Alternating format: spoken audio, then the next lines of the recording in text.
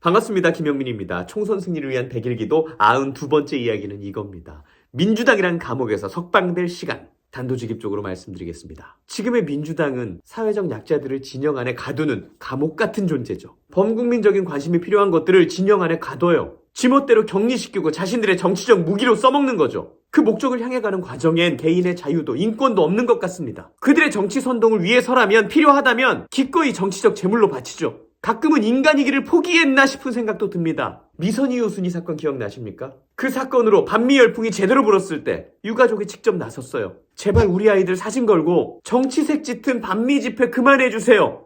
호소했습니다. 유가족이 직접 나서서 이건 과실치사 사고다, 제발 그만하자. 그런데 그들은 유가족의 말도 들어주지 않았어요. 인간입니까? 세월호는 어땠습니까? 이태원은 어땠습니까? 범국민적인 추모 분위기가 조성되기도 전에 진영 안에 가둬서 정치 쟁점화하진 않았습니까? 위로받고 추모받아야 할 사람들까지 정치 세력으로 만들고 예방론으로 흘러가야 될 담론을 원망론으로 이끌지 않았습니까? 앞으로 이런 일이 벌어지지 않으려면 어떻게 예방해야지, 여기다 쓸 에너지를 이 모든 게 저 사람 때문입니다. 이런 원망론 빌드업해서 선거에 써먹을 생각하지 않았습니까? 역사를 바라보는 그들의 시선은 어떻습니까? 그들은 진정 대한민국의 하나가 되길 바라는 사람들일까요?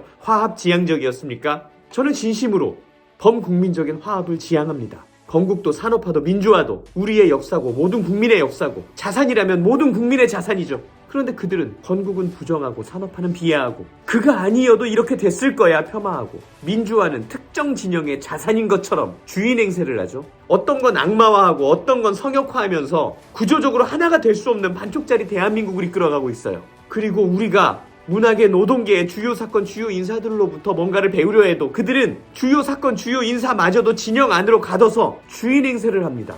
예를 들어서 전태일 재단 같은 건 왜 있습니까? 노동계 문제에 대해서 국민들이 관심을 가져달라, 이런 취지로 만든 재단 아닐까요? 그런데요, 대한민국은 전태일 재단이 조선일보와 인터뷰하면 노동계에서 항의 전화를 한다고 합니다. 항의 전화가 폭주를 한대요. 민노총은 성명을 낸답니다. 이 땅의 모든 노동자들을 모욕했다. 이게 뭡니까? 정의롭고 환경 친화적이고 장애인 친화적이고 노동 친화적이면 지들 거야? 진영 안에 가둬놓고 정치적 도구로 쓰기 위해서 여러분이 추앙하는 그 정신마저 모독합니까? 참고로 전태일이라는 인물은 자신이 알고 싶은 실태를 알리기 위해서 박정희 대통령한테도 편지를 썼고요. 경향신문에도 기사를 냈습니다. 당시 경향신문은 보수 언론이었어요. 그분이 살아서 지금 이 모습을 본다면 동의하실까요? 그분이 살아서 지금 양극화된 노동시장의 실태를 보면 민노총을 규탄하지 않으실까요? 정치적으로 팔릴 만한 메시지, 팔릴 만한 화두를 진영 안에 가두는 민주당식 감옥.